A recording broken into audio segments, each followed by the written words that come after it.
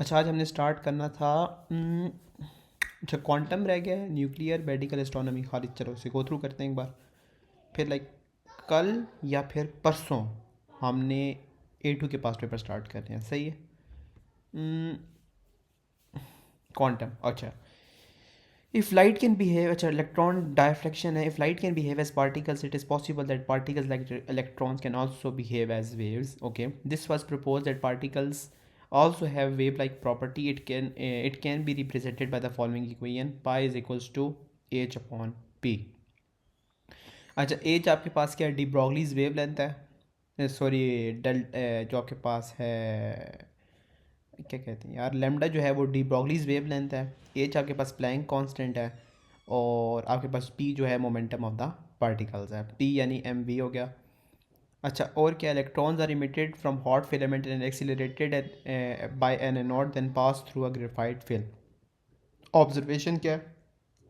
Rings were formed on line screen which indicated a diffraction pattern. Conclusion: diffraction is a wave behavior. Thus, it is concluded that electrons show wave-like properties. Say, speed of the electrons can be varied using the voltage between cathode and anode. सही है. It was observed that increasing the voltage caused the diffraction rings to shrink. ठीक है, मतलब कि उसकी बात कर रहा है डी साइन। कौन सा था? आई थिंक वो एक हम पढ़ते थे, वो आगे शायद आ जाए। Faster electrons have greater momentum so their wavelength will be smaller. It's the spacing between layers of atoms that is acting as the diffraction grating. When pi decreases, diffraction angle also decreases. ठीक है, ये है D sine theta N lambda, सही है। Remember that in order to produce a noticeable diffraction pattern, wavelength and the slit size must be comparable. This method of diffraction of particles has been used to investigate structure of atoms. Slow moving neutrons have a lambda of about 10 की power minus 10, ठीक है, to cause spacing between atoms. So we use to study arrangement of atoms in a method and their material. Okay, एक second. Wave particle duality, electrons, line spectra, एक second. अच्छा, इसे आसान है, sir ने ऊपर बनाए होंगे। एक सेकेंड। या इसमें क्वांटम के हम डायरेक्ट नोट पढ़ लेते हैं और फिर हम डायरेक्ट पास पेपर्स पे आ जाते हैं, एक सेकेंड, क्योंकि वो बहुत ही बोरिंग हो गया। अच्छा, एक सेकेंड। थर्मोडायनेमिक्स, थर्मल हो गया था, ऑसिलेशन भी हो गया, कैपेसिटेंस भी हो गया, मैग्नेटिक फील्ड्स हो गया, इलेक्ट्रोमैग्नेटिक हो गया, अल्टरनेटिंग क्वांटम। अच्छा, यहाँ से पढ़ लेते हैं डायरेक्ट। अच्छा, quantities and their ascent. E is equals to energy of a photon, Planck constant उसकी by value दी हुई है, frequency of EMF radiations, wavelength of EMF radiation or de Broglie's wavelength of the particle. C is the speed of light in free space. ये phi है work function of a metal. F naught is threshold frequency of a metal. Lambda naught is threshold wavelength of a metal. E के max is the max kinetic energy of photoelectrons. और फिर क्या energy levels of electrons of an atom. P क्या momentum और kilogram metre पर second और Newton second. और फिर क्या है? मैस के जी वेलोसिटी, ठीक है। E is equals to H F होता है या एच सी अपॉन लैम्डा होता है, सही। और अच्छा, यहाँ पे लिखा हुआ है एच सी अपॉन लैम्डा। और C is equals to pi F, यानी ये है V is equals to F lambda होता है ना। सो बेसिकली एफ लैम्डा, ये सी को वी कह रहे हैं, सही। अच्छा, अब क्या है? क्या आपके पास work function energy H F nought, यानी ये थ्रेश होल्ड फ्रिक्वेंसी होगा, सही है, या H C upon lambda nought. और ई इज़ इक्वल्स टू क्या होगा आपके पास? Work function energy plus E K max, सही है। ये आपके पास एक फार्मूला जनरेट होता है। और फिर क्या आपके पास ई आपका एच एफ होता है और एच एफ नॉट और ई के मैक्स और ए सी अपॉन लैम्डा, वही सारा कुछ है। E is equals to E one minus E nought. और ठीक है, और या ये इतना इंपॉर्टेंट नहीं है, सही। और ये फिर आगे पढ़ते हैं, ठीक है, थोड़ा सही है। ओके, क्वांटम फिजिक्स के लिए नोट्स आई थिंक हो गए होंगे अपलोड यहाँ पे।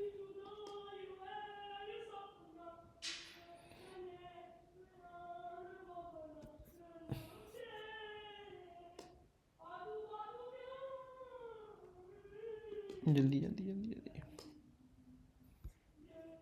ओके, यहाँ पे सबसे पहले जी, a beam of quantum is a beam of light consist of continuous range of wavelengths from 420 to 740 nanometer. ये लाइट का है। The light passes through the cloud of cool gases, जो फिगर 11.1 इंसिडेंट लाइट है, इसकी wavelength given है, emergent light भी है. The spectrum of the light emerging from the cloud of cool gas is viewed using the diffraction grating. Explain why this spectrum contains a number of dark lines. सही है. Electrons in a gas molecules आपके अंदर, ठीक है पहले पढ़ लेते हैं फिर बताता हूँ. Electrons in a gas molecule interact with photons. Photons energy causes electron to move to the higher energy level. Photon energy is equals to आपके पास difference in energy in level. और when electrons get de excite photons emitted in random direction. तो खाली ये बात करें कि जब आपके पास लाइट इस कूल गैस में से गुजरेगी तो यहाँ पे क्या होगा कि आपके जो फोटॉन्स हैं वो इलेक्ट्रॉन से इंटरेक्ट करेंगे. और फिर आपके पास क्या होगा कि आपके पास इलेक्ट्रॉन्स को अगर इतनी एनर्जी मिल गई तो वो क्या होंगे, एक्साइटेड होंगे फ्रॉम देयर ऑर्बिटल. सही. सो जब वो एक्साइटेड होंगे तो एक खास स्पेसिफिक वेव लेंथ वगैरह वो अब्जॉर्ब करेंगे तो कॉम्प्लीमेंट्री कलर वगैरह सीन होता है. लेकिन यहाँ पे वो पूछे डार्क लाइन्स क्यों शो हो रही हैं. Photon energy is equals to difference in energy level. The electrons get de-excited photons emitted in random direction. क्योंकि अब इलेक्ट्रॉन्स को डी एक्साइट भी होना है. जब वो डी एक्साइट होते जाएंगे तो लिखा हुआ है photons emitted in random direction. इस वजह से उनकी डार्क लाइन शो नहीं हो रही होती. सही है. Sum of the electron energy levels of the atoms in a cloud of gas are represented. सही. एक एनर्जी का ब्ला ब्ला ब्ला, ठीक है, तो नहीं दिया हुआ. एक कह रहे हैं कि light of a wavelength 420 nanometer has a photon energy of 2.96 electron volt. Calculate the photon energy of the light wavelength of 740 newton meter. तो A is equals to H, अब इलेक्ट्रॉन वोल्ट में कहा हुआ है तो कह रहे हैं E is equals to H C upon lambda. H आपके पास है, आपके पास आता है कांस्टेंट है, सी भी कांस्टेंट हो गया. लैम्डा उसने आपको यहाँ कहीं दिया हुआ है, ये दिया हुआ है. Calculate the photon energy of wavelength. इस वेवलेंथ के ऊपर आपने फोटोन एनर्जी निकाली जूल के अंदर, फिर इलेक्ट्रॉन वोल्ट में उसको कन्वर्ट कर दिया. Use data from part 1 and your answer to part. Use data from part 1, ठीक है. ऊपर लिखा हुआ 420. सही है. एज अ फोटोन एनर्जी उसकी दे दी है और फोटोन एनर्जी इसकी भी दे दी है, 1.7 आ गई. कह रहे हैं changes energy level giving rise to dark lines का बताएं. 1.7 और 2.96, ठीक है, इसके बीच आपने रहना है. सो अब अगर आप माइनस करें ना 3.4 को 1.5 से तो आपके पास एनर्जी इसके बीच, मतलब कोई भी ऐसे आपने लाइनें बनानी है, वो वाली डार्क लाइंस बनानी है जो बेसिकली आपको इसके बीच आ रही हों. सही है. या ये वाला भी सर पूछा नहीं है तो ज़रूरत नहीं है बताने की. ओके आगे आ जाए. कह रहे हैं कि an electron has a charge of minus q and a mass m. It is accelerated from rest in a vacuum through the pdv. Or show that the momentum of the accelerated electron is given by. तो kinetic energy is equals to potential energy half M V square is equals to V Q. यहाँ से आप momentum को expression बना लेना और यहाँ पे पुट इन कर देना है. सही. फिर पी को सब्जेक्ट बना लेना. सिंपल है. What is mind by de Broglie's wavelength. तो आपको पता है कि आपके पास lambda is equals to H upon P होता है. The electron has a wavelength dependent on its momentum. ये जो लाइन है ना आपके पास, ये लाइक एक की लाइन है. क्या है. Electron has a wavelength dependent on its momentum. और प्लैंक कांस्टेंट को बता दें ये मोमेंटम है, ये वेवलेंथ है. सही. फिर आपके पास डी ब्रॉगलीज वेवलेंथ के लिए उसने पूछा तो पहले मोमेंटम निकाल लें. मोमेंटम से फिर आपके पास lambda is equals to H upon P होगा तो यहाँ से आप वेवलेंथ भी निकाल सकते हैं. कह रहे the separation of the copper atoms is approximately this much. By reference to your B second part suggests the electron diffraction could be observed using a beam of electrons that could have been accelerated through the PD of 120 volt and then incident on a thin copper crystal. सही. अगर आपका diffraction grating आपने इस्तेमाल किया और इसकी अगर आपके पास वेव लेंथ भी सेम है, ठीक है, सो आपके पास क्या होगा, डायफ्रैक्शन ग्रेटिंग ऑब्जर्व होगा. ये चेक करें कि अच्छा मैं जब कह रहा हूँ ना कि सेम है तो इसकी 10 की पावर चेक करें. 10 की पावर -10 है, इधर भी 10 की पावर -10 है. ठीक. दोबारा पढ़ें. The separation of the copper atoms in crystal is approximately this much. और उसकी भी सेम है तकरीबन. By reference to your answer to B second part whether electron diffraction could be observed using a beam electrons that have been accelerated through the PD of 120 volt and then incident on thin copper crystal. तो 120 volt ऊपर भी है आपके पास. सही. Okay. कह रहा है what is meant by the photo electric effect. Photo electric effect क्या होता है आपके पास. Emission of electron when electromagnetic radiation incident on surface. आसान. ये वर्क फंक्शन एनर्जीज वगैरह उन्होंने आपको दी हुई है. Data for the work function energy of the two metals are shown in figure 10.1. लिखा हुआ है light of wavelength 420 newton nanometer is incident on the surface of each metal. ये आपके पास लाइट आ रही है इतनी. तो लिखा what is meant bye photon is the quantum amount of energy of electromagnetic radiation. सही है, packets of energy of electromagnetic radiation. तो यहाँ पे सूटेबल यही है, quantum amount of energy of electromagnetic radiation. इससे पहले यहाँ पे थी electron has a wave length dependent on its momentum. सही। आगे आपने क्या किया, सी अपॉन लेमडा से आपने निकाली एनर्जी और कह रहे हैं modulative from each of the metal. तो अब आपने बताना है कि अगर आपके पास इतनी आ रही है 420 से आपके पास इतनी एनर्जी प्रोड्यूस हो रही है, तो इसमें से कौन कौन सी एनर्जी प्रोड्यूस कर, सोडियम 3.8 मतलब कि इसको रिक्वायर्ड है, ये 4.7 दे रहा है, मतलब सोडियम तो निकल आएगा, यस। और जिंक आपका 5.8 है, 4.7 तो नहीं निकलेगा। सही। आगे कह रहे हैं state 3 pieces of evidence provided by the photo electric effect of the particulate nature of the electromagnetic radiation. सबसे आसान एक होता है कि इंस्टेंटेनियस इमिशंस ऑफ इलेक्ट्रॉन्स होती हैं। क्या होती हैं? Instantaneous emissions of electrons. फिर बताया कि अगर आपका के मैक्स यानी आपकी जो एनर्जी है वो इंक्रीज़ करती है, उसकी इंक्रीज़ करने से फ्रीक्वेंसी भी इंक्रीज़ करती है। क्या लिखा हुआ है? के max energy of the emitted electrons depend on frequency. लिखा हुआ है कि max energy of emitted electrons doesn't depend on intensity. सही है। ओके, यहाँ से फिर वही सेम क्वेश्चन है या ठीक है। ओके, यहाँ पे लिखा हुआ है photo, okay, photons of wavelength are incident normally in metal surface at the rate of this. आपको रेट दे दिया उसने, ठीक है। Okay, all the photons are absorbed in the surface and no photoelectrons are emitted. Calculate the force exerted on a metal surface by the incident photons. ठीक है। तो अब आपको पता होना चाहिए कि आपके पास फार्मूला कैसे जनरेट हुआ था। यहाँ पे लिखा हुआ था कि rate of change of momentum आपके पास क्या होती है, फोर्स, तो एम वी अपॉन टी। तो फाइनल मोमेंटम आपके पास आएगा पी, इनिशियल होगा 0। तो आपके पास जो आंसर आना चाहिए वो एन पी आना चाहिए। अगर आप नहीं समझे यहाँ से तो जाके चेक कर लें उस पर नोट्स पे, ठीक है। तो अब आपके पास एन गिवन है, पी भी गिवन है, पी आपके पास कहाँ है? अच्छा, यहाँ पे फोर्स आपको निकालनी है, ठीक है। तो अभी आपको पता है के अच्छा, P is equals to H upon lambda. Basically मैंने क्या किया कि डी ब्रॉगलीज वेवलेंथ का फॉर्मूला यूज़ किया कि wavelength upon H upon P होता था। तो यहाँ पे P का सब्जेक्ट बनाया हमने, सही है। P को सब्जेक्ट बना के हमने क्या किया कि आपने वैल्यू डाली कांस्टेंट की और फिर उसको लैम्डा से डिवाइड किया है। यहाँ से P आ गया, इस P को यहाँ डाला, फिर उसको रेट से मल्टीप्लाई कर दिया। What is meant by photon? Quantum amount of energy of electromagnetic radiation. E is equals to h AF से हो गया, lambda is equals to h upon p आ गया। अच्छा, ये मज़े का क्वेश्चन लग रहा है। ओके, सो अब यहाँ पे लिखा हुआ है determine the recoil speed of the cobalt 60 nucleus when the gamma ray photon is emitted. तो रिकॉयल जब आपके पास होगा तो उसके लिए फार्मूला क्या है? M V upon H upon lambda. क्या है? एम वी अब is equals to H upon lambda. सही है। तो यहाँ पे चेक करें, यहाँ पे लिखा होता है E is equals to H F होता है, एच सी अपॉन लेमडा होता है। फिर आपको पता है कि C is equals to F lambda होता है, P is equals to M V होता है। तो अब अगर हम क्या करें, ओके एक सेकेंड। अच्छा, अगर आपके पास मोमेंटम होता है ई अपॉन सी होता है, ऐसा ही है, ई अपॉन सी होता है। ई आपको पता है एच एफ होता है, C is equals to lambda होता है, तो P is equals to H upon lambda भी फार्मूला आपके पास वही जनरेट होगा। अब आपके पास P is equals to H upon lambda, तो बेसिकली ये चीज़ भी याद कर लें, P is equals to E upon C, P is equals to H upon lambda, या lambda is equals to H upon P. सही। तो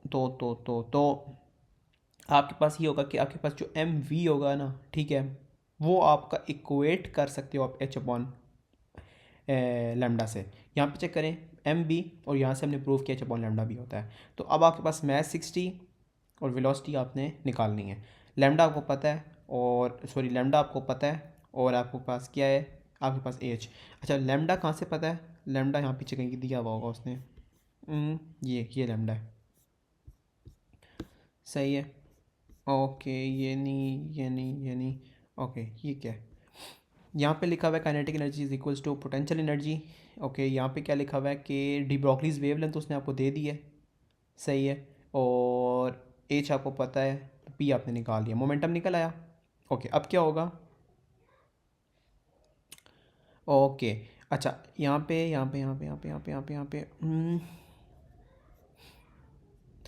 एक सेकेंड, लेट मी थिंक। अच्छा, एक second. Using electron diffraction electrons having insulated through the potential difference को बता दी, तो Q we आ गया, सही है। तो अब क्यू वी या वी क्यू, ठीक है, is equal to half M V square, तो वी से आपने क्यू लिख लिया, हाफ भी लिख लिया, मैस आपके पास पता है आपको क्या होगा इलेक्ट्रॉन का, और वेलोसिटी आपने कहीं से पहले निकाली है। वेलोसिटी कैसे निकाली है आपको, M V upon H upon F से निकाली है, सही है। तो बेसिकली यहाँ पे क्या हो रहा है, एम वी यानी lambda is equals to H upon P होता है ना, तो अब यहाँ से आप क्या कर लें, P is equals to H upon lambda कर लें, और पी होता है आपके पास M V is equals to H upon lambda, सही है। अब आपके पास मैस, एक मिनट, अच्छा मैस आपके पास ये है, वेलोसिटी आपके पास ये है, ठीक है, और मोमेंटम आपने यहाँ पे निकाल लिया है, ठीक है, वो डायरेक्ट आ जाएगा, यहाँ से वेलोसिटी आ गई, फिर आपने वेलोसिटी को यहाँ पे जाके पुट इन किया है, और इससे आपके पास पोटेंशियल डिफरेंस आ गया।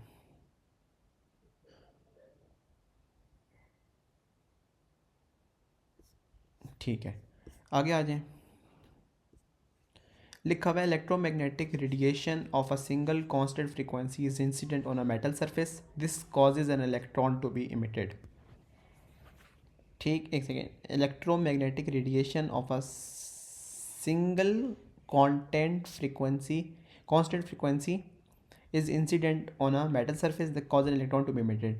Why the maximum kinetic energy of electron is independent of the intensity of the radiation. तो फॉर एग्जांपल हमें पता था कि आपके पास क्या होता है,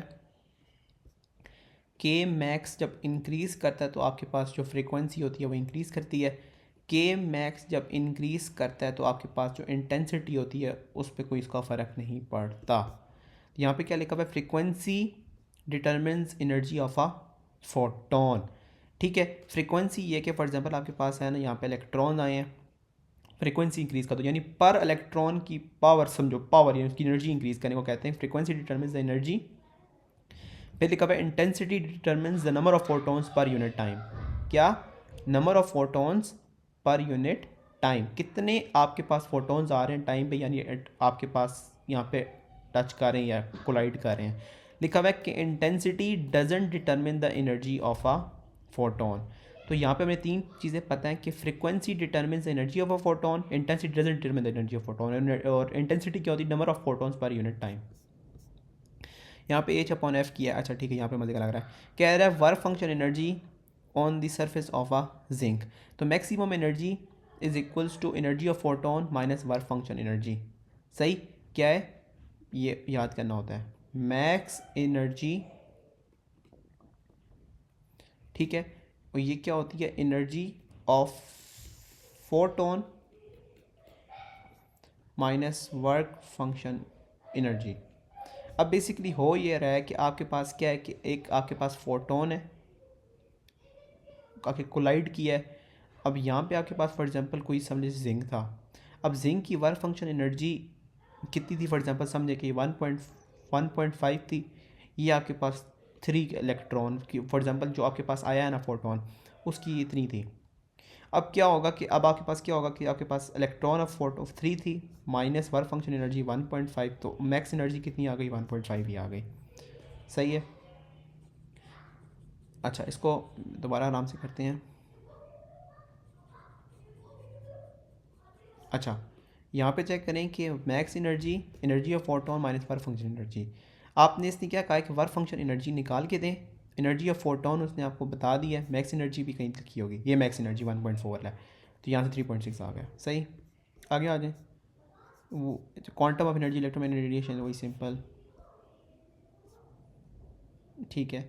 यहाँ पे क्या लिखा हुआ है कि determine the speed of the सिमेंटेरियम 157 after the emission of electron, ठीक है। तो अब आपके पास 3 × 10⁻22 क्या है, मोमेंटम। ओके, एक सेकेंड, ये कौन सा फार्मूला लगाया इसने, मैंने बल्कि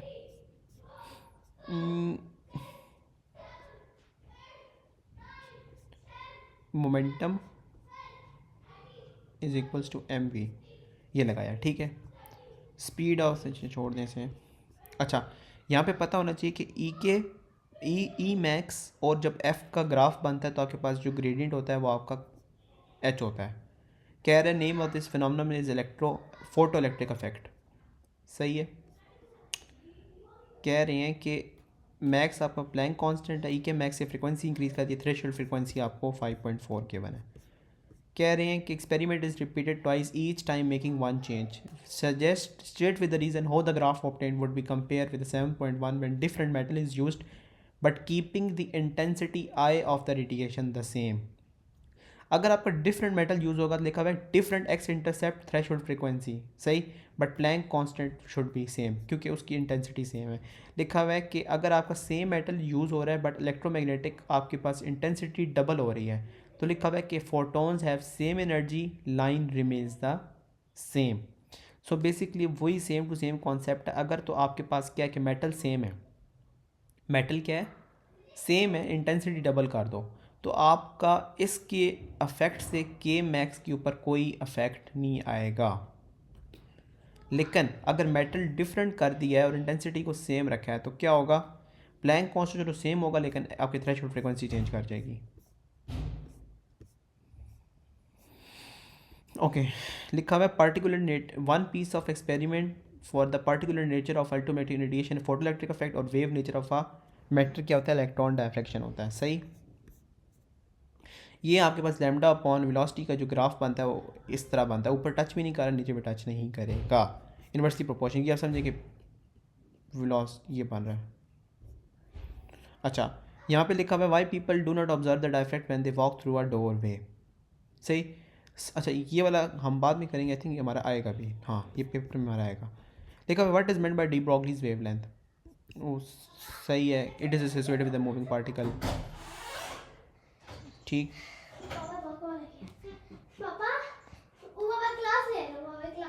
अच्छा फिर क्या है डी, अच्छा एक सेकेंड,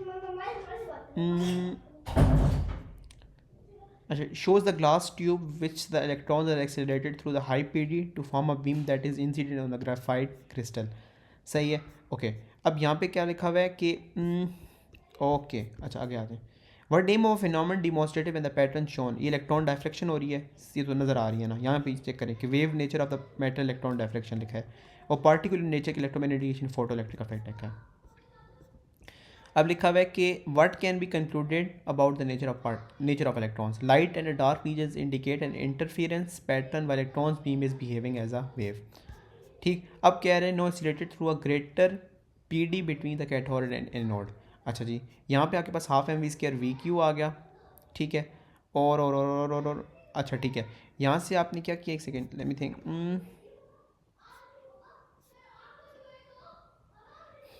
अच्छा पी डी को इंक्रीज़ कर दिया और अब आपने ना, हाँ पी डी को अगर एक आपने फॉर एग्जांपल इंक्रीज़ किया है, एक सेकेंड, अच्छा आपने ये वाला फार्मूला लिखा और अब आपने मोमेंटम चेक करना है। मोमेंटम के लिए आप लोग पूरी इक्वेशन बनाएंगे वही हाफ एम इसके से वी क्यू से, फिर आपको पता लगेगा कि मोमेंटम की इंक्रीज़ करने से वेव लेंथ कम हो रही है, फिर वेव लेंथ की कम होने से साइन थीटा भी कम हो रहा है, सही।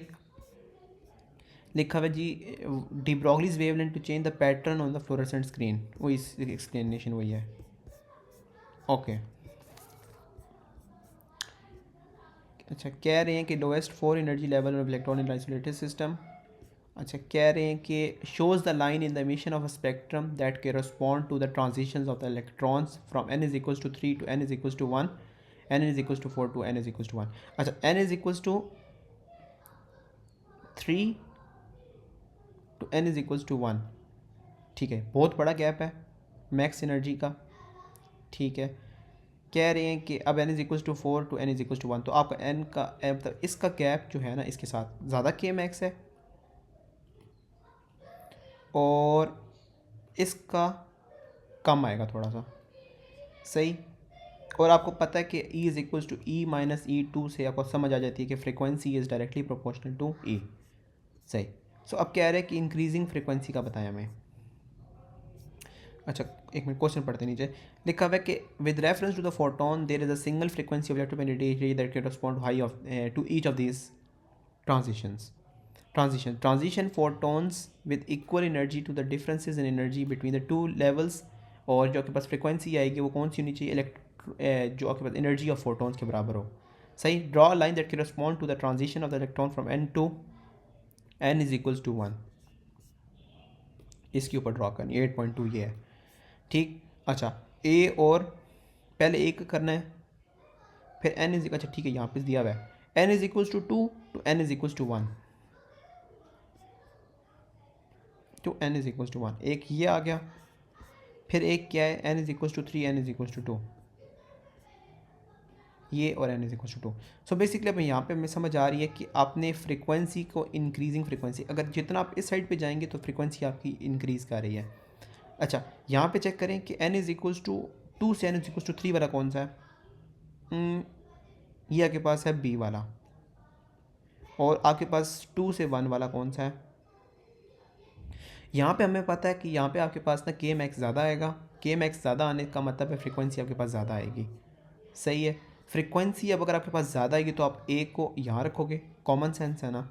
अब यहाँ पे चेक करना है कि अगर आप n2 को और n3 को कंपेयर करोगे तो आपके पास के मैक्स थोड़ा सा कम आएगा, ठीक है, और आपके पास फ्रीक्वेंसी भी कम आएगी, तो आपने बी को थोड़ा दूर करके बना दिया है, सिंपल। या अच्छा आगे क्या है, the frequency of the radiation represented A is equals to FA, the frequency of the radiation represented FB, energy of the ground state is N is equals to 1 is equals to E1. Determine an expression in terms of FA, FB, E1 and Planck constant for the energy of E3 of the energy level N is equals to 3। ठीक है, आपने formula लिखा E, आपने यहाँ पे कौन सा करना है, एक सेकेंड, E3 को हमने माइनस किया E1 ग्राउंड स्टेट से, और फिर आपके पास HF आ गया, ऐसे ही है। अब आपने क्या करना है कि E3 के हिसाब से देना आंसर, तो आपने HF प्लस E1 कर दिया, और E1 आप ऐसे सच लिख सकते हैं, लिख दिया। अब आपके पास फ्रीक्वेंसी कौन सी होनी चाहिए, इंक्लूड FA प्लस FB, ठीक है, FA और प्लस FB, क्योंकि लिखा हुआ है कि frequency of the radiation represented by line A जो है वो आपके पास ये कर रही है FA, और दूसरी कौन सी कर रही है FB वाली, B वाली कर रही है, ये वाली, सही है। तो अब आपने बस उसको सब्सिट्यूट किया, FA प्लस FB को बना के लिख दिया, दैट्स इट। एक सेकेंड,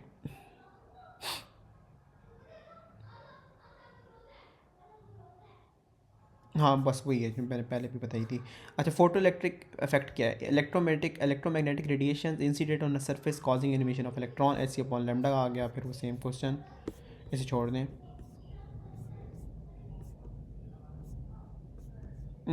वही सेम क्वेश्चन है, सेम आंसर्स। अच्छा अगर आपके पास, अच्छा ये वाला याद रहे कि जब ये वाला ग्राफ आएगा ना कभी भी ई मैक, तो यहाँ पे लैम्डा आपका ज़ीरो को टच कर सकता है, लेकिन आपका ई के मैक्स इंक्रीज़ करता रहेगा हमेशा, ठीक है। ये आपको पास शुरू में भी हमने किया था, अभी इन्वर्सली प्रोपोर्शनल है।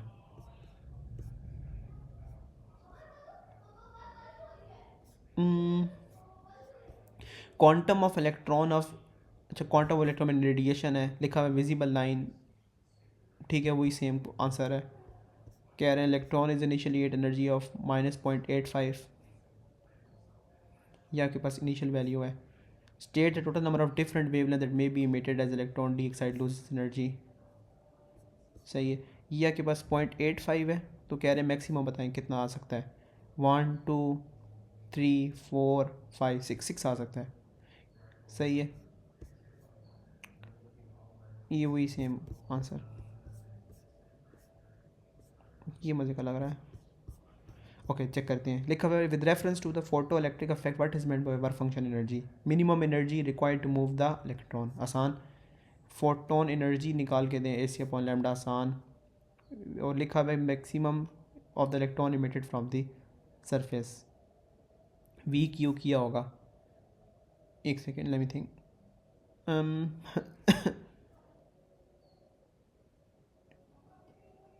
नहीं हाफ MV² वाला नहीं है सिस्टम, ये नहीं हाफ MV² बल्कि लगाया है इन्होंने, ठीक है, हाफ MV² और VQ, तो एक सेकेंड,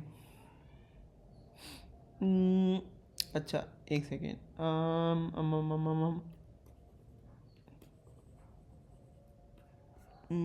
यहाँ पे V मैक्स था, हाफ MV² आ गया, और उन्होंने एनर्जी जो कि टोटल एनर्जी लिखी है वो कितनी लिखी है, अच्छा फोटोन एनर्जी इतनी है, और जो एनर्जी ऊपर थी वर्क फंक्शन एनर्जी जो बच गई एनर्जी वो ये है, फिर बची हुई एनर्जी को V मैक्स इक्वल किया है, सही आसान है. What is most why the most of the emitted electron will have a speed lower than V max. Energy required to bring electron to the surface. सही हार्ड होगा. अच्छा ये मजे का लग रहा है. कह रहे थे electromagnetic radiation incident on a metal surface में चेंज इन इंटेंसिटी और frequency. Figure 11.1 by inserting increases, decreases or no change to describe the effect of changes shown in the maximum speed and on the rate of emission of electrons. अच्छा जी. कह रहे हैं maximum speed of electrons बताएं, rate of emission of electrons बताएं. सबसे पहले कि अगर reduced intensity at a constant frequency. सही है. तो अभी सबसे पहले अच्छा आ जाए यहाँ पे आपके पास ये दीवार है. एक दीवार नहीं, चलो जिंक मेटल कह लेते हैं इसे. ठीक है. इमेजिन करें ये क्या है, जिंक मेटल है.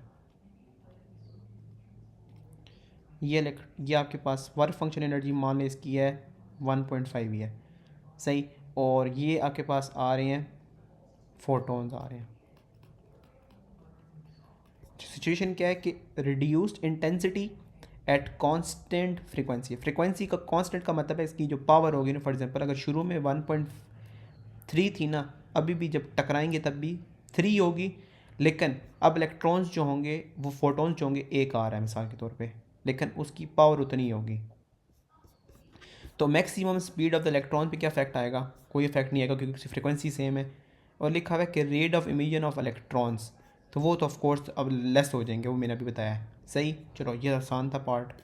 अगला कह रहे increase frequency as a constant intensity. अच्छा अब आपके क्या किया कि आपके पास पावर पहले 3 थी ना, अब इससे हो गई है 4.5 हो गई है. तो कह रहे हैं बताएं कि मैक्सिमम स्पीड के ऊपर क्या इफेक्ट आएगा. अब आपको पता है कि स्पीड से आपने मतलब कि 4.5 एनर्जी कर दी. एनर्जी की इंक्रीज़ होने से आपको पता है के मैक्स के इंक्रीज़ होने से फ्रिक्वेंसी इंक्रीज़ होती है. फ्रिक्वेंसी इंक्रीज़ होने का समझे कि स्पीड इंक्रीज़ कर रही है. कह रहा है rate of emission of electrons. Rate of emission of electrons. अच्छा कह रहा है आपके पास जो इंटेंसिटी है ना वो कांस्टेंट है. ठीक है. इंटेंसिटी कांस्टेंट है जो, और कह रहा है कि rate of emission of electrons. अच्छा यहाँ से एक ना एक चीज़ समझनी है आपको कि अगर तो आपके पास एक चीज़ है लाइक उसने आपके पास जो इलेक्ट्रॉन्स इमिट कराने हैं ना फॉर एग्जांपल वो सेम होने चाहिए. फॉर एग्जांपल 3 है.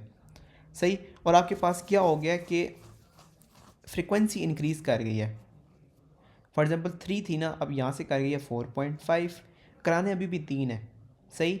लेकिन पहले आपके पास क्या था, फॉर एग्जांपल आपके पास ना आपके पास इंटेंसिटी ना लाइक ज़्यादा कर लें. पहले ना आपके पास 4 आ रहे थे. 4 जो फॉर एग्जांपल एक इलेक्ट्रॉन को इमिट करा रहे थे. सही है. अब ये हो गया कह रहे हैं कि कांस्टेंट इंटेंसिटी कर दी है. ठीक है. नंबर मतलब फॉर एग्जांपल उनको बुला 3 ही रहे हैं. सही है. ठीक है. और निकालने भी आपने कितना, एक निकालना है. सही है. अभी बात उतनी मतलब नंबर मतलब लोग कह लें मतलब कि समझें कि ये इलेक्ट्रॉन दिए, चलो लोग कह लो जो भी कह रहे हो, थिंग्स कह लो. नंबर ऑफ थिंग्स उतनी है. फ्रिक्वेंसी को इंक्रीज़ किया उन्होंने. अगर फ्रिक्वेंसी को इंक्रीज़ कर दिया है इसका क्या मतलब है कि आपके पास इंडिविजुअल पावर ज़्यादा हो गई है.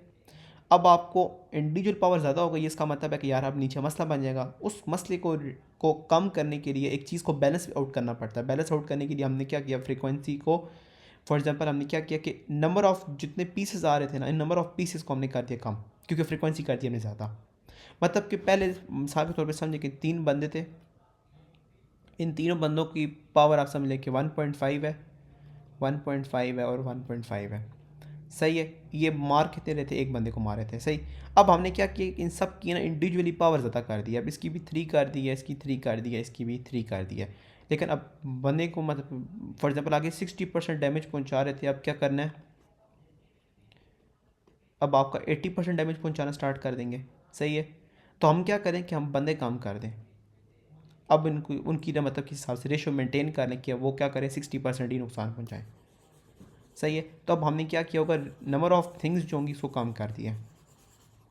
तो अब यहाँ पे क्या लिखा हुआ है, rate of emission of electrons decrease कर देंगे. ऐसा ही है. Quantum of energy of electromagnetic radiation आसान.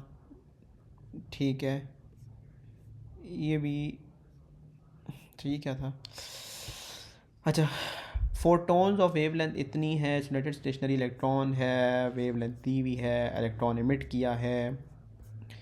Photon is deflected elastically by electron. The wavelength of the deflected electron is 544 Newton meter. Quantum of energy of electromagnetic radiation. Motion of the deflected electrons बिल्कुल opposite. सही है. Cancel करना momentum. ई upon सी कर दिया हमने, simple momentum निकाल लिया. Energy transfer to the deflected electron. Total energy of photon plus energy of electron, यानी वर्क फंक्शन एनर्जी की बात कर रहे हैं. सही. सो अब हमने क्या करना है कि ट्रांसफर्ड एनर्जी निकालनी है. सही. ट्रांसफर्ड एनर्जी कैसी आएगी? Energy of a photon minus total energy of electron निकालनी है हमने. तो ये होता है H C upon lambda minus A C upon lambda. H C common आ गया 1 upon lambda minus 1 upon lambda. H भी आ गया, लेमडा भी आ गया. 1 अपॉन 554 और माइनस 1 अपॉन 544 और 540 है. अच्छा, एक 540 है, दूसरा कौन सा है? 544 है. ये तो आसान है. ठीक है.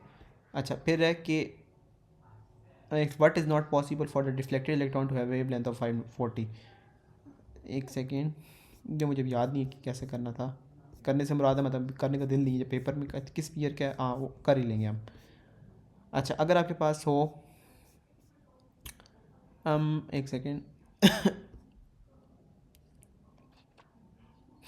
ये आपके पास ई के मैक्स और फ्रीक्वेंसी, इसके बाद 1 अपॉन लैम्डा यानी फ्रीक्वेंसी का है, तो ये आपको सी देगा, एच देगा.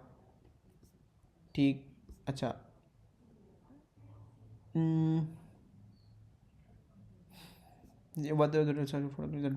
ठीक है, वही same. K max is no effect when frequency counted by increasing intensity.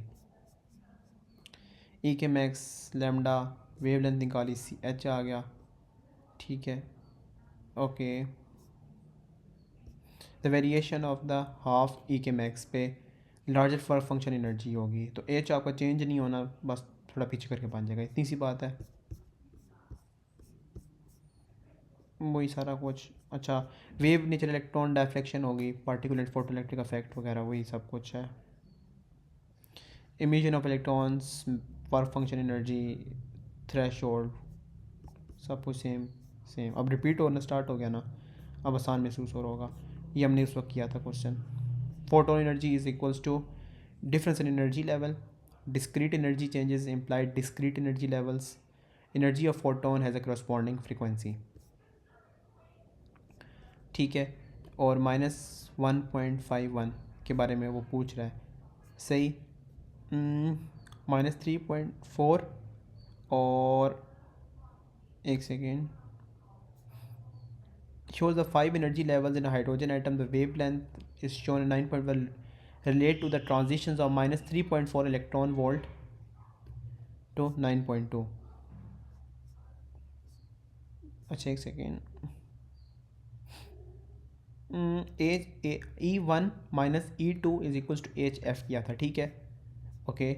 यहाँ से क्या किया होगा? E1 माइनस E2 क्या होगा? 3.4 इलेक्ट्रॉन वोल्ट कर दिया, is equals to H C upon lambda किया है. लेमडा दिया है उसने 658 वाला लिया है. अच्छा, 658 वाला क्यों लिया मैंने? Let me think.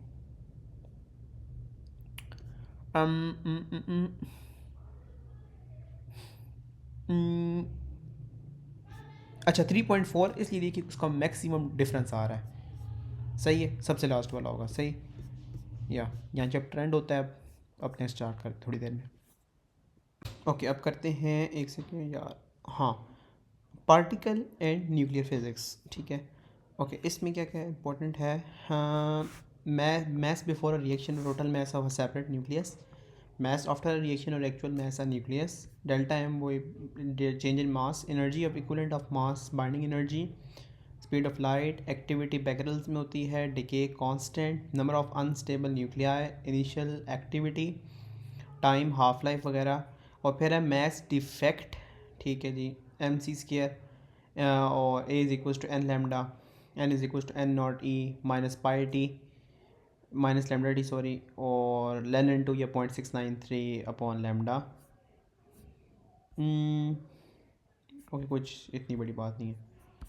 अच्छा, फिर इसके बाद फिर मेडिकल, फिर वो छोटे छोटे रह जाएंगे. ओके. Nuclear physics. अच्छा, न्यूक्लियर फिजिक्स में क्या बात है जी? State 3 reasons why the activity of the samples is not equal to the measured count rate. Background radiation हो सकती है, और radiations emitted in all directions. Daughter product also radiate radiations. कह रहे हैं कि in a time of 42 minutes the count rate from the sample is found to decrease this to this. तो ये final, ये initial E minus 0.693 upon T half into 42 सही हो गया। फिर आपने बस उसको सिंप्लीफाई कर लेना है। Energy level discrete energy levels होते हैं। अच्छा, कह रही हैं कि one possible nuclear reaction that take place in a nuclear reactor given by the equation 235 plus this value of X निकाल के दें। ठीक है, वैल्यू ऑफ एक्स किधर है? हाँ, ये है सही। एक सेकेंड, ये 92 है, 42 प्लस 57 और माइनस एक्स, और ये ज़ीरो ऑलरेडी आ रहा है, राइट? एक second. Yup, okay, M C square से निकाल लिया। और energy in mega volt release in this reaction give your answer to three significant figures.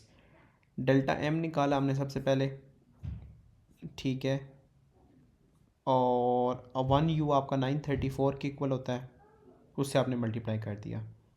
ठीक, यहाँ पे एक सेकेंड, ये सबसे पहले आपके पास एम ओ आ जाता है। This is going to be, एक सेकेंड,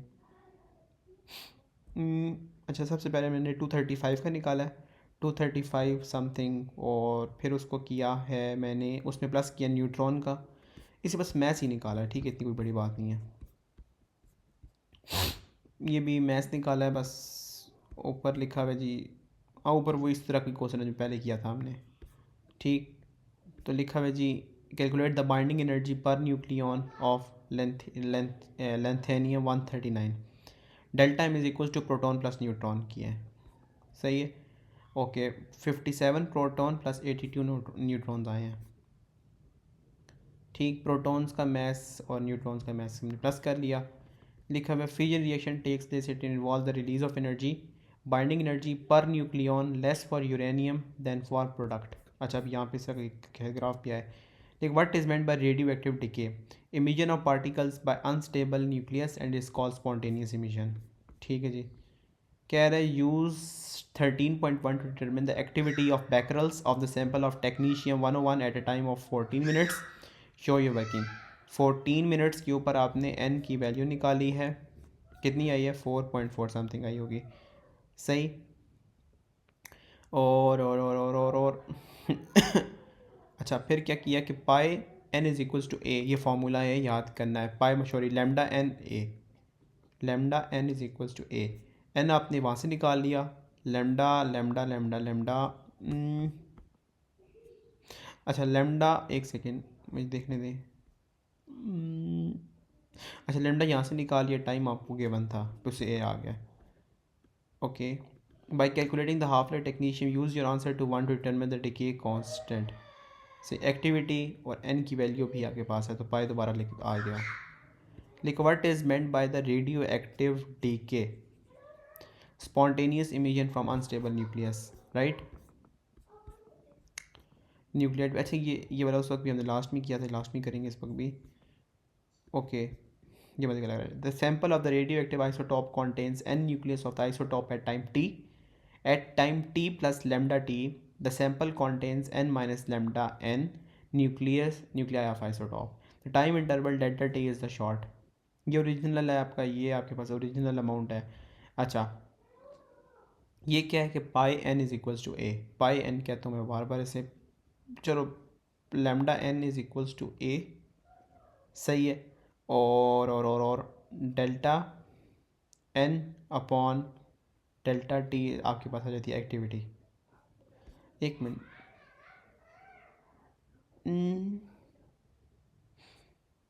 अच्छा, ये फार्मूला एक, अच्छा, आगे क्या है कि delta N is equals to delta N upon delta T, सही। ये याद करना है, ये ऐसे नहीं होगा, यहाँ से यहीं से याद कर लेते हैं क्योंकि नोट्स में भी यही कुछ लिखा हुआ है, यहीं से याद हो जाएगा। देखा पे the average activity of the sample during the time delta T. जब इसने डेल्टा टी कर दी है तो हमें समझ आ गई है कि आप टोटल नंबर ऑफ ये एन आ गया आपके पास ओरिजिनल सैंपल कॉन्टेंस उसमें डेल्टा टी। फिर है the probability of decay of nucleus in time delta T. तो जब आपने प्रोबेबिलिटी निकालनी होती है ना तो आपके पास आता है डेल्टा एन अपॉन एन, ये आपके पास चेंज और ये ओरिजिनल अमाउंट है। और जब आपने एवरेज एक्टिविटी निकालनी होती है तब क्या होता है डेल्टा टी। फिर है the decay constant. Decay constant कैसे निकालते हैं आप, डेल्टा यहाँ पे कहीं निकाला मैंने, हाँ, पाई एन अपॉन ए। फिर ए को जो आपने सब्जेक्ट बनाया होता है ना उसको दोबारा इधर पुट इन करते हैं, सही। सो बेसिकली ये हो रहा है कि del pi lambda N is equals to A, ठीक है। ये लेमडा एन आप वैसे ही रखें। अब यहाँ से दोबारा एक बार निकाल लें एक्टिविटी। एक्टिविटी कैसे आई थी हमारे पास, delta N upon delta T, ठीक।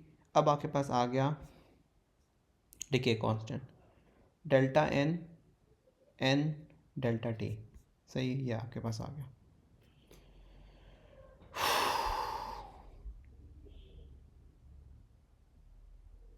डेल्टा एन, हाँ, delta N upon delta T average activity है, फिर delta N upon N probability आ जाती है, और फिर delta N upon N delta T, सही।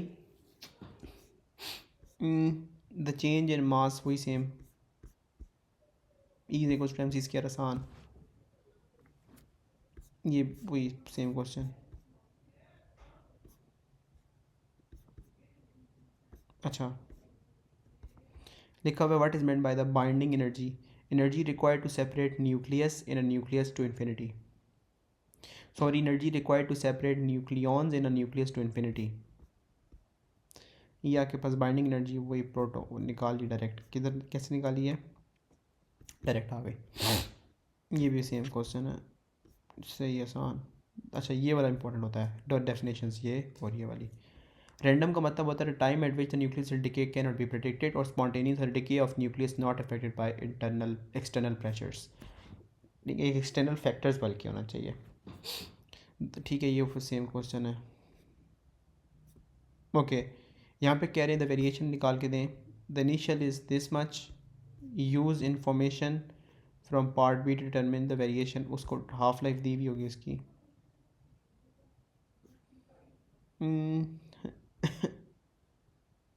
अच्छा, एक मिनट, 1.4 के ऊपर हाफ लाइफ आई है, सही है, आसान है, तो कोई मुश्किल नहीं है। सेम क्वेश्चन, मैं बिल्कुल कब से ये ढूंढ रहा था, हाँ, क्योंकि यहाँ टॉप पे आपका होता है आयरन होता है, ठीक है। अच्छा, कह रहे हैं कि what is meant by binding energy, energy required to separate nucleons in the nucleus to infinity. फिर sketch line to show the variation with nucleon number A of the binding energy per nucleon of a nucleus, ये graph बनाया है। फिर आपके पास क्या है कि activity के इंक्रीज़ होने से, या बेसिकली ये क्या न्यूक्लियन नंबर है, तो न्यूक्लियन नंबर के इंक्रीज़ होने से एनर्जी पर क्या इफेक्ट आता है, सही। ये फिजन हो गया with the particles at left side of, अच्छा यहाँ पर थोड़ा सा डिस्क्राइब किया, both the particles are at the left side of the graph, सही है। And 3H2 as higher binding energy per nucleon, सही। ओके, आई थिंक मैं यहाँ पे ना इसको थोड़ा एक्सप्लेन शायद बेटर हुआ वो यहाँ पे। Hmm,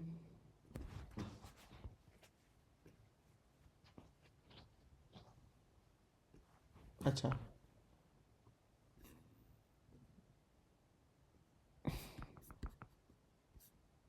ये, अच्छा यहाँ पे होगा, यहाँ पे जब आप इस साइड पे आ रहे होते हैं ना, सी से बी की तरफ आ रहे होते हैं, यानी न्यूक्लियर नंबर आपका कम हो रहा होता है, तो क्या होता है, वो फिजन होती है। अगर आपके पास क्या हो रहा होता है कि आपके पास फ्यूजन हो रहा हो, कोई चीज़ जोड़ रही हो, ठीक है, तो अब आपका न्यूक्लियर नंबर क्या हो रहा होता है, इंक्रीज़ कर रहा होता है, तो वो क्या हो रही थी, फ्यूजन हो रही होती है, सही। यहाँ पे शायद लिखा हो binding energy per nucleon is defined as total energy needed to completely separate all nucleons in a nucleus to infinity divided by the total number of nucleons in that nucleus More stable nuclei, more binding energy per nucleon. It means that more energy is needed to separate the nucleons. ठीक है, तब भी fission reaction इतना आसानी से नहीं होता क्योंकि उसमें एनर्जी काफ़ी लगती है. Less stable nucleus have less binding energy per nucleon. It means that less energy is needed to separate the nucleons. The graph shows the binding energy per nucleon versus nucleon number of different elements. The nuclei near point B are more stable. They include iron and nickel. Light nuclei between point A and B on the graph want to become more stable. So lighter nuclei will combine to find heavier nuclei known as fusion. From the graph it can be seen that it will have more binding energy per nucleon, hence a more stable nuclei. Binding energy is negative, so it means energy is released during fusion. लिखा हुआ है heavier nuclei between B and C break into smaller nuclei known as fission. Again from the graph can be seen the product will have more binding energy per nucleon, so they are more stable. Energy will be released during fission as well. Elements near point B don't undergo either fusion or fission because their binding energy per nucleon cannot be further increased, so the nuclei cannot become any more stable. These are the most stable elements in the universe, iron or nickel. The rule of the thumb to be determined is binding energy per nucleon must always be increased and it always results in the release of energy. ठीक हो गया, वो fusion energy वगैरह आ गई, वही सारा concept दोबारा repeat हो रहा है.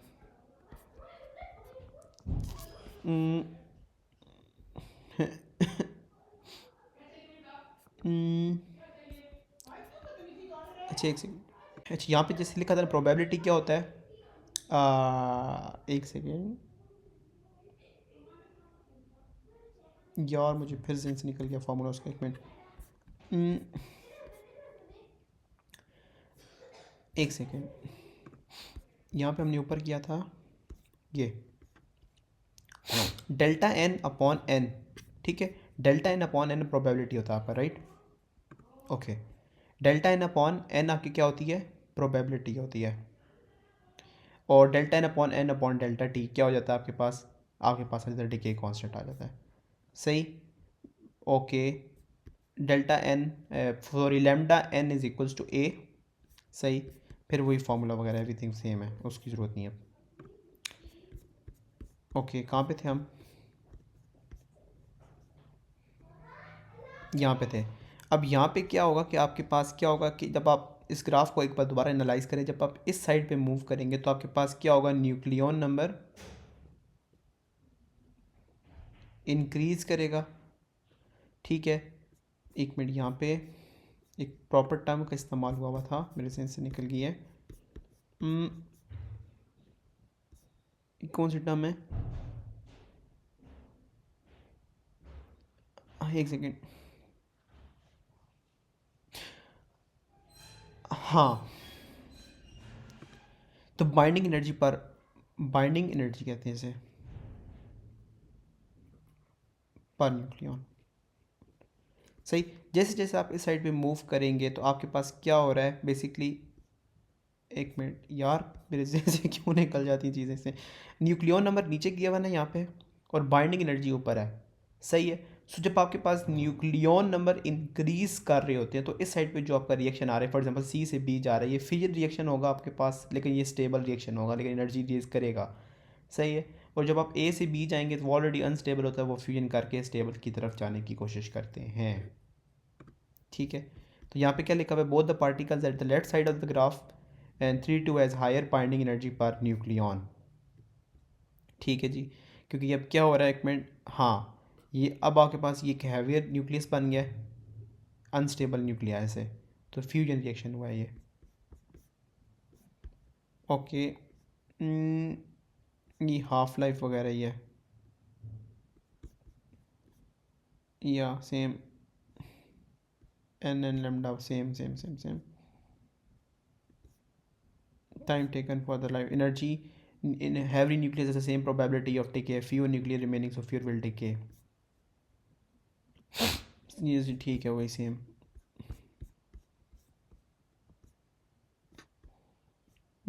Same same same same. अच्छा यहाँ पे मर्जी का था, आपके पास हाफ लाइफ फॉर एग्जांपल आपके पास 170 आया था, 170 में से बैकग्राउंड रेडिएशन हमने माइनस की 160 आया. 160 को आपने हाफ किया, क्या आया आपके पास? 80 आया। सही।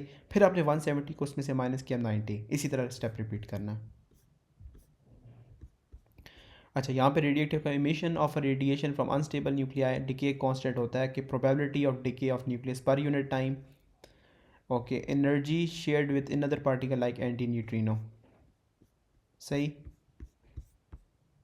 Okay, emission is spontaneous, meaning it can't be affected by external factors. Unstable nuclei emits particles. सही। वही सेम क्वेश्चन है या सेम। ये देखें, रिएक्शन यहाँ पे कह रहा है binding energy per nucleon of nucleus varies with the nucleon number.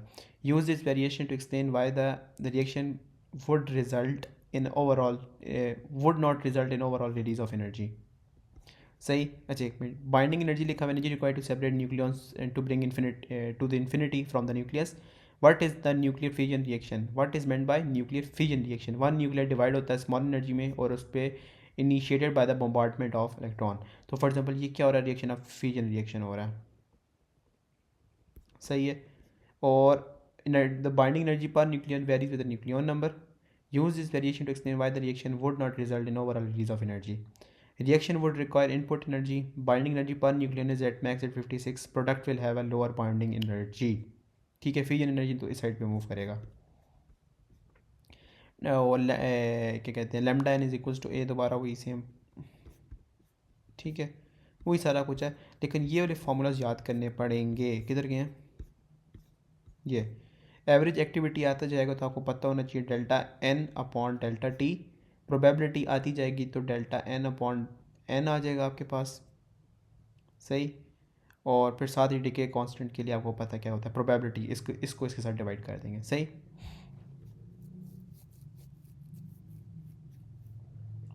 सही हो गया। ओके, ये वाला चैप्टर हो गया हमारा डन। अब एक और करना हमने, एक नहीं दो करने हैं मज़ीद। कौन से करने हैं जी? अब हमने मेडिकल करना है और एस्ट्रोनॉमी करना है। सही। मेडिकल थोड़ा टाइम टेकिंग आई थिंक नहीं है, खाली इसका रट्टे वाले ही सवाल है। ये भी थोड़ा लाइक आधे घंटे की मार है मज़ीद। सही। अभी करते थोड़ी देर तक तो ये डायरेक्ट हो जाएगा। ठीक है। What is a trace substance containing radio active nuclei that is introduce into the body? What is meant by inhalation? A particle interacting with its anti particle so that mass is converted into energy. आसान मतलब कि particle आपका matter anti matter से react कर रहा है, for example electron positron से react कर रहा है। ठीक है, तो क्या होगा? इंटरेक्ट कर रहा है या रिएक्ट कर रहा है, तो आपका क्या होगा कि एनर्जी पूरी की पूरी लाइक कन्वर्ट हो जाएगी। सही। तो आपको पता होना चाहिए is equal to M C square से जो आंसर आएगा उस सबसे पहले तो उसमें 2 लगाना है ना। सही है, क्योंकि दो पार्टिकल इलेक्ट्रॉन और पॉजिट्रॉन। फिर जो आपके पास एनर्जी आ जाएगी उसको फिर अपने नेक्स्ट स्टेप में हाफ करना होता है। लिखा हुआ है कि explain how the gamma photons are use to produce an image. Two gamma photons travel in opposite directions. Gamma photons detected by detectors. Gamma photons arrive at detector at different times, determines location of the production of gamma, image of the tracer concentration in tissue production. 2 gammas different production में जा रहे होते हैं। सही है। Gamma detect होते हैं detector से, डिफरेंट टाइम के ऊपर अराइव करते हैं। प्रोडक्शन ऑफ गैमा की लोकेशन डिटरमिन करनी है और image of the tracer concentration in tissue produced. Right, बस रट्टा मारें इसका। What is meant by the specific acoustic impedance of a medium? Z is equals to PC होता है आपके पास, product of the density in a medium। PC से मतलब ये वो साइन है बेसिकली यूँ, product of the density in a medium and speed of light। ठीक है। ratio of the reflected intensity and incident intensity। सही है। आपके पास ये ratio of the reflected intensity upon incident intensity. Z2 Z1 क्या acoustic impedances of a medium। सही है। फिर आई फाइनल और वो इनिशियल वाला सारा सिस्टम करना है। ठीक है। सबसे पहले आप फॉर एग्जाम्पल यहाँ पे आ जाए तो आपने सबसे पहले ना आई टी ट्रांसमिटेड अपॉन निकालनी है, आपने इनिशियल वैल्यू निकालनी है। सही है। सबसे पहले आपके पास फॉर एग्जांपल यहाँ पे एक चीज़ टकरा रही है, उसकी I1 हो जाएगी। I1 अपॉन इनिशियल वैल्यू करेंगे और ई की पावर 23 क्या आपके पास मसल है। सही। ये मसल भी वैल्यू 23 का इस्तेमाल किया, आपके पास आ गई वैल्यू का आ गई। फिर आपने क्या किया? ट्रांसमिटेड अपॉन इंसिडेंट किया। ठीक है। ठीक है, इंसिडेंट किया। अब आपने क्या किया? Z2 और वो सारा कुछ एक इक्वेशन निकाल ली। सही। अब आपने क्या किया कि एक सेकेंड या फिर आपने क्या किया? ट्रांसमिटेड, और उसने क्या बोला था? हाँ, ट्रांसमिटेड ही उसने पूछा था। सही। सो अब हमने क्या किया कि अब हमने लाइक एक सेकेंड,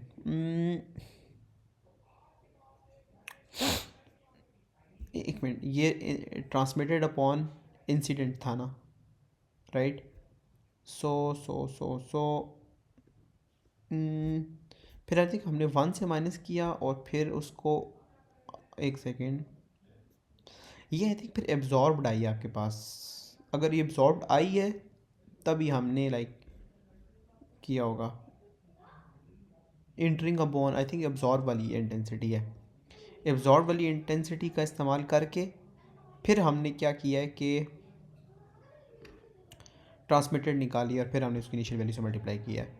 सही, इसको मैं एक बार फिर देख लूँगा किस ईयर में से है ये, 2016 में से है, पर मैं देख लूँगा, सही बता भी दूँगा फिर।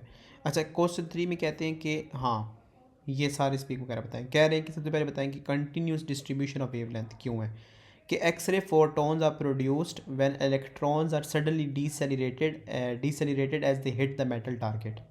आपने मेटल टारगेट से हिट किया, since electron travel with different speeds and have range of deceleration, therefore the energy of the emitted x-ray photon also has a continuous distribution and hence lambda also has a continuous distribution. कह रहा है short cut off at the short wavelength क्यों हो रही है, there is a short cut because this is a minimum possible wavelength of the X-ray photon that is produced when a high energy electron give all its energy to produce a photon in a single collision with a metal। एक electron है, उसने like high energy electron है, उसने एक ही attempt के अंदर आपके पास जो मेटल उस पर टकराया तो एक्सरे फोटोन प्रोड्यूस किया मैक्सिमम मिनिमम पॉसिबल वेवलेंथ, ठीक है, यानी मैक्सिमम फ्रिक्वेंसी वाला series D excitation of electrons. और फिर क्या रहा है, filtering is achieve through aluminium foil. सही है, तो कॉमन सेंस थी। लॉन्गर वेवलेंथ कह रहा है कि suggest reason for longer wavelength X-ray do not pass through the body. सही है। What is meant by the hardness of an X-ray beam, penetration of the beam and the greater hardness means greater penetration. ठीक है, penetration of beam and greater hardness means greater penetration. लिखा हुआ जी, how the hardness of x-ray increase कैसे हो रहा है, greater P D between anode and cathode. सही। फिर हमने क्या किया यहाँ पे, intensity emitted through the bone, intensity transmitted through the muscle. तो यहाँ पे हमने क्या किया होगा, सबसे पहले हमने ट्रांसमिटेड की निकाली है। ओके, इसमें से आपके पास आया 1.5 इंटू 2.9। सही। फिर हमने क्या किया यहाँ पे, एक सेकेंड, हाँ फिर हमने मसल का नीचे लिखा है। सही है, फिर आपके पास वैल्यू आ गई माइनस अटेनुएशन जो भी उसे कहते हैं, कांस्टेंट उसका होता है, फिर एक्स थिकनेस को कहते हैं। ठीक, ये बड़ा इंपॉर्टेंट है। Explain by the main principle of the use of ultrasound to obtain a diagnostic information about internal body process. Use बताना main principle. The ultrasound pulses are created by the quartz crystal और piezoelectric crystal. A gel is used on the skin to reduce reflection at skin surface. The pulses reflected at boundaries between the different tissues and detected by ultrasound transmitter. These reflected intervals are processed and displayed. The intensity of the reflected wave produces information about the boundary. ठीक है, and the time delay show the depth of the boundary. सही है। यहाँ पे क्या हो रहा है कि कह रहे हैं कि ठीक है, I T upon I naught is equals to, ठीक है सही है, डायरेक्ट वैल्यूज़ वगैरह दे देनी है, सिंपल। अच्छा, फिर वो यूज़ का पूछ लिया है, माइक्रोफोन में यूज़ होता है। अच्छा, ये बड़ा इंपॉर्टेंट क्वेश्चन होता है, इसमें स्पेस को माइनस करते होते हैं। सो बेसिकली क्या कह रहा है, थिकनेस का बता दें 0.9 इंटू 2.8।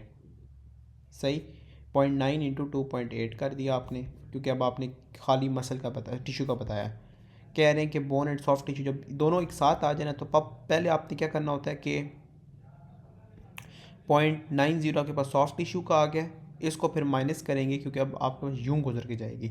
सही है, टिश्यू का यही है, फिर ये बोन का खाली difference in degrees between balancing of structures, good and large different, ठीक है वो खाली चेक करना है। पैरासिटी स्कैनिंग का बताएं कि X-ray image taken of one slice, many images taken from different angles, computer में 2D इमेज प्रोड्यूस करती है, रिपीटेड फॉर मैनी स्लाइस, फिर 3D इमेज बना लेते हैं। Simple, combining the images involve large number of collection, CT scan consist of many images. आसान। कह रहे हैं कि वो Z is equal to PC, density of a medium multiply by speed of a sound medium. It great. अच्छा, यहाँ पे वो होता है कि अगर आपके पास क्या हो, when difference between Z1 and Z2 is large, the intensity reflection coefficient is large। ठीक है, meaning most of the ultrasound is reflected and very little is transmitted to the other medium. So कि अगर आपके पास like वो जो आपने delta लिया है ना, डेल्टा पी जो आपने लिया है जी की वैल्यू, अगर उसका डेल्टा आपके पास बड़ा आ रहा है, वैल्यू बड़ी आई है, इसका क्या मतलब है, इसका आपके पास इंटेंसिटी रिफ्लेक्शन कॉफिशेंट आपके पास लार्ज होगा, इसका मतलब है ज़्यादा रिफ्लेक्ट करेंगे, काम ट्रांसमिट करेंगे। ठीक है, यहाँ पे क्या कहते हैं कि if there is a greater difference between Z A and G B then transmitted intensity is small and reflection is greater. सही, वही सेम क्वेश्चन जो कर रहे थे पहले। या easy busy, loss of intensity कहते हैं अटेनुएशन ऑफ अल्ट्रासाउंड वेव को। सही, वही सेम चीज़ें कह रहे हैं। डिटेक्शन ऑफ अल्ट्रासाउंड वेव, अच्छा बताएं।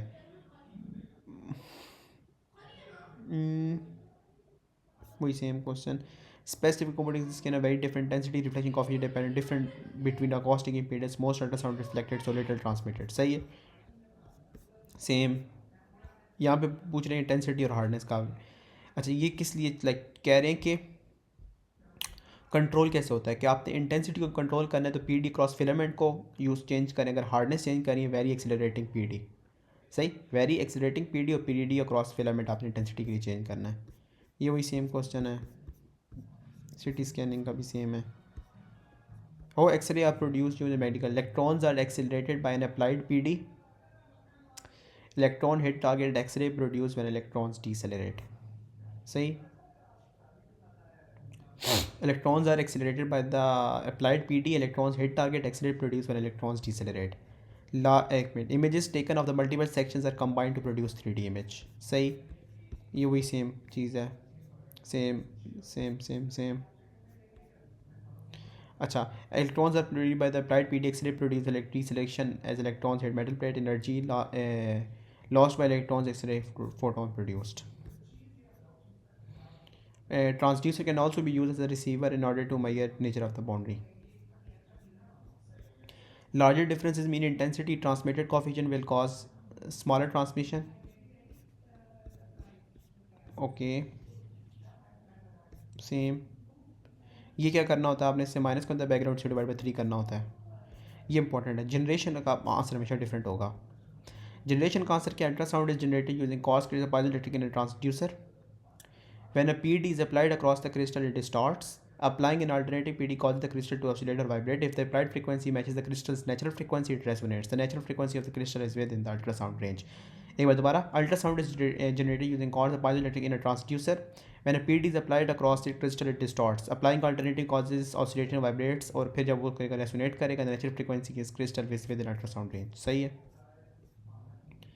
Smaller structure could be observe. ठीक, वो same same same same same same same same, वही अल्ट्रासाउंड क्रिएट बाय कॉज के transducer PD is applied called distort alternative cause alternative current. ठीक है, सारा कुछ सेम है, सेम। यहाँ पे भी क्या होता है कि x-ray photon produce electron is decelerated larger acceleration result in larger photon, वही same. Electron in a target is accelerated electron decelerated causing. अच्छा, क्या है कि in certain wavelength there are narrow peaks of increase intensity. Electron in a target atom is excited, electron de-excited, causing emission of photon. Discrete energy levels to discrete photon energy. Same same same। अच्छा, sharpness का क्या है, ease with which edges can be distinguished, difference in degrees of blackening। Function of quartz crystal, generates ultrasound, detects reflected ultrasound, applied PD crystal to vibrate। Generate ultrasound, detects reflected ultrasound, ठीक है। Generates ultrasound, detect ultrasound, ठीक है। Applied PD, सही है।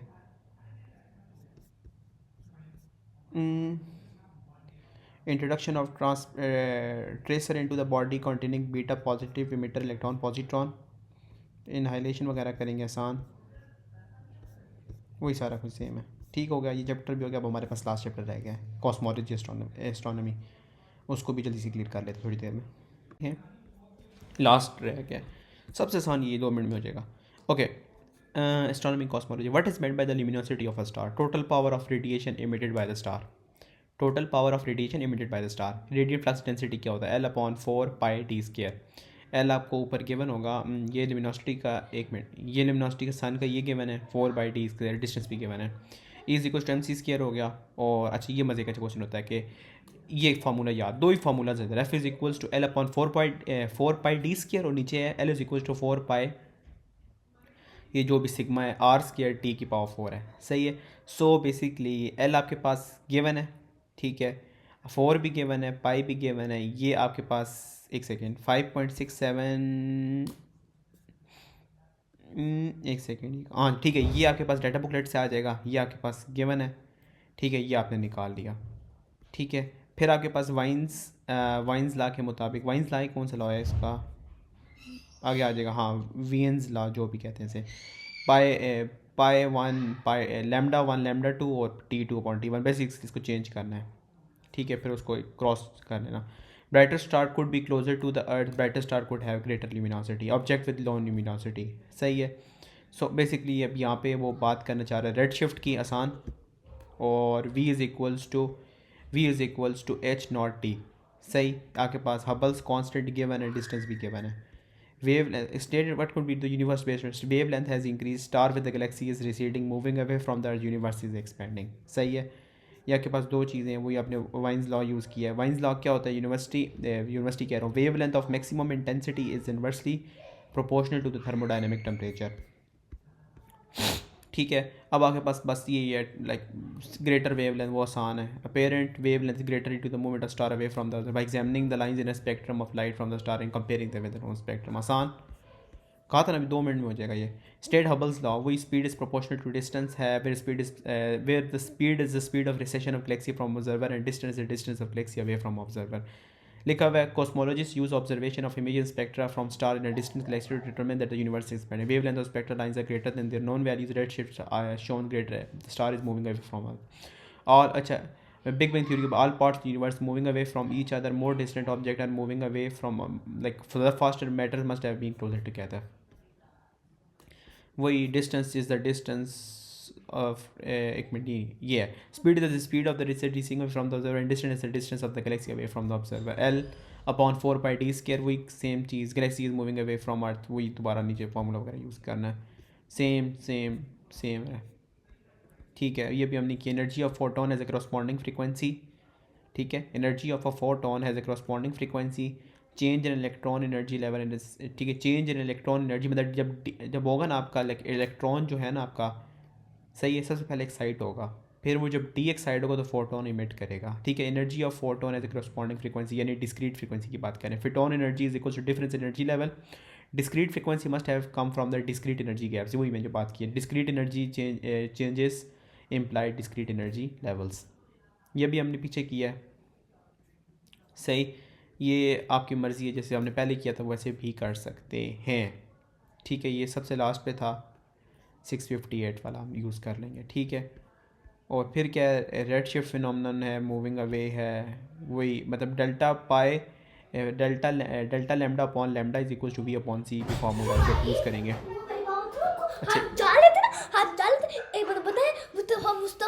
वो जो non luminosity standard candle है L upon 4 pi D square, वही सेम, और 4 मतलब ठीक है, मतलब बेसिक सा चैप्टर था, खाली डेफिनेशन एक थी, total power of radiation emitted by the star.